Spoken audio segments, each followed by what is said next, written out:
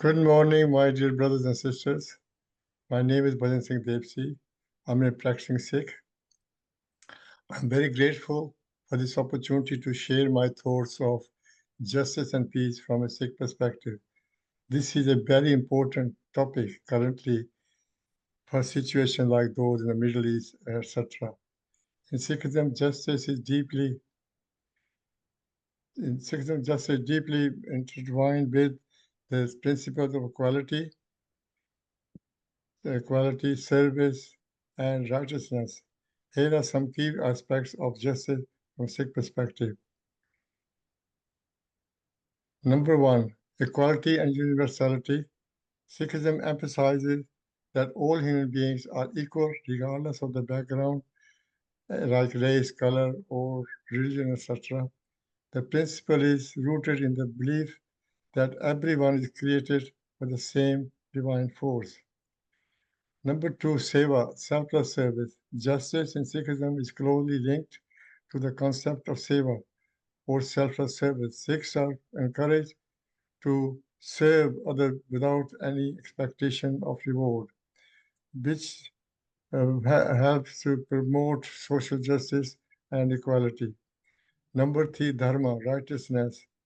The concept of dharma is Sikhism refers to living in a life of righteousness and moral integrity. This includes standing up against injustice and oppression and working towards creating a fair and just society. Number four, restorative justice.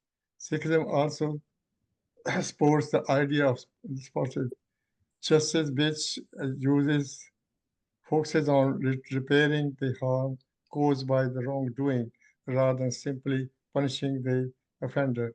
This approach aims to reform harmony and balance within the community. Number five, pluralism and tolerance. Sikhism advocates for the right of all religions to coexist peacefully. For example, I may not agree with what you believe or what you do, but I will defend to the death your right to practice it. This principle was exemplified by the Guru Tegh Bahadur, the ninth Guru, when he was approached by the Brahmins, Hindus from Kashmir, who were forcefully converted to Islam by the Mughal Emperor Jahangir. They asked the Guru for help and protection. Guruji said, "Go and tell the emperor if he can convert the Guru, they all convert to Islam." Guruji was arrested with his three companions, disciples, and taken to Delhi, forced to convert. After tremendous torture, and one of them was burned alive, one was boiled in water, and third one was sawn in half. When Guruji refused, he too was decapitated and martyred. He sacrificed life to defend the righteousness of freedom of others. Similarly, Guru Nanak Dev Ji, the first Guru, challenged the inequality of gender. From a woman, a man is born. Within woman, man is conceived. To woman, he is engaged and married. Then help becomes the woman becomes his friend. Through woman, the future generations come. When his woman dies, he seeks another one, and he is bound to the woman. If it is from her only that great kings are born, then why do we condemn her? From woman, a woman is born. Born. Why do we condemn her? Woman is born to carry the lineage of generations. Without woman, there would be no one at all. These principles guide Sikhs in their daily lives and interactions, promoting a just and equitable society. Freedom of worship and gender equality are now part of the United Nations Human Rights Charter. I am pleased to say that Sikhism challenged these inequalities 500 years ago. Sikh doctrine says, "No one is my enemy, and I am enemy to no one." Now the merciful Lord has issued his command, "Let no one chase after and attack anyone else. Let all abide in peace under the benevolent rule. God who expanded and expands, he is within all." I learned this from true Guru. I'm a friend to all. I am everybody's friend. When the sense of separation was removed from my mind, then I was with the Lord King, my King. I am in an era when the people of diverse faiths live in mortal fear of clash of cultures, and the so-called civilized nations compete in clandestine manufacture of destructive weaponry. The message of Guru Nanak for peaceful coexistence and mutual trust requires a special urgency. Historically, Guru Nanak Dev Ji launched a movement for peace and love in the 15th century. But his message is enshrined in Guru Granth Sahib Ji, the Holy Scripture, has the timeless quality and universal appeal. His utterances are as true and compelling in this triumphant world as they were some 500 years ago. He did not set out to impose a new set of doctrines, but harked back to the truths and wisdom forgotten by strife, then torn world. He set out to build a community of men and women devoted to God and filled with sense of love, equality, and mutual respect. Because God's language is love for all, we should all love each other. Guru Nanak believed in one God, formless, nirguna, the absolute, eternal, and infinite. He is revealed by His grace to anyone who seeks through Him through our pure devotion. This belief has been at the core of Sikh doctrine. Guru Nanak worked outward, bringing all creeds, particularly Hindus and Muslims, together in a spirit of reverence and cordiality. He tried to harmonize between the communities, even as he called upon rulers to desist from repression and exploiting the common people. He said, if you are a Hindu, be a good Hindu. If you are a Muslim, be a good Muslim. But before being a Hindu or Muslim, be a good human being. A popular proverb describes him as the guru for Hindus and Peer for Muslims. Nanak Shah Fakir, Hindu ka guru, Musliman ka Peer. As the present-day tensions develop uncontrollably across continents, this is an urgent need to create bonds of mutual respect and love between all communities, and a firm resolve to avoid strife and disharmony. We have all to work hard towards attaining this goal in our personal public lives.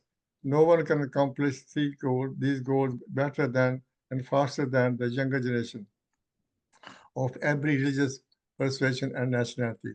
Guru Nanak broke all barriers, social and as well as geographical, to disseminate his point of universal brotherhood.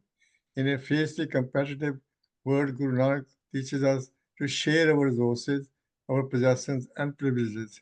Guru Nanak said, if one person or community and or countries talk to each other and believe they are right and wise, but they listen, if they listen to each other, and they will both become wiser and would be lead to peace.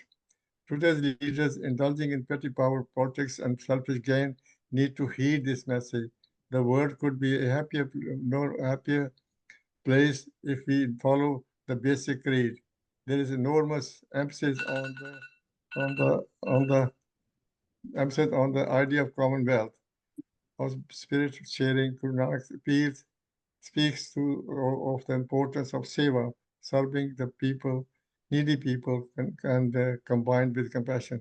Men and women who are responsible for steering our community forward in this millennium, therefore, should shoulder a tremendous responsibility. We need leaders who can be more role models for youth and successfully lead them through changing times. Across the continents, men and women of caliber who can work selflessly ways and blaze this path to unity and commitment to the moral values taught by Guru Nanak Dev Ji. For us to reach heights of glory that Guru envisaged. It is Guru Nanak's perception of the true nature of the man and the quest for the spirit for the internal being. That is, has been the guiding force to the gurus who carried on Guru Nanak's moral mission. They retained loyal and to their basic ideal and concentrated in their Paribani. To be able to integrate the areas of temporal with the spiritual has been one of the most significant contributions of Guru Nanak. He has given us the idea of balance in life. This is this philosophy that all of us need to follow. Too often we tend to forget the spiritual and overemphasize the material. In the consumerist society, it is not too difficult or hard to do so because comforts of a materialistic life are far more easier to succumb to. A balanced life, as Guru Nanak taught us, it offers the best opportunity for peace and harmony. Once everyone gets justice, there would be no need to fight, and peace would prevail naturally. Thus, Guru Nanak Dev Ji, the messenger of peace, says that humanitarian service is not giving aim to the easy, it's much more than the way of peace. In these perilous times, we need to look back, look around honestly, and find areas where we can help fellow humans. Schools that educate children from impoverished families need our support, not only money, but by giving our time and making difference to the lives of children. There are many organizations across the country and beyond doing good work for our communities. We need to identify them, encourage them, and give them our support in every way we can. Sikh prayer always ends with Nanak Naam Chardi Kala Tere Pan Sarvada Pala. Oh, meaning, O Nanak, by the grace of God's name, our one attains higher level of spiritual status, and by the will and blessing of God, I pray for the welfare and goodwill of all beings. Thank you for listening. Very briefly, I've done this for your undivided attention. God bless. And thank you very, very much. It's been a wonderful experience for us. Thank you. You're most welcome. So on behalf of us all, thank you for coming today. You're welcome. Please do that. Thank you. Thank you Very much. Thank you. Thank you very much. Thank you.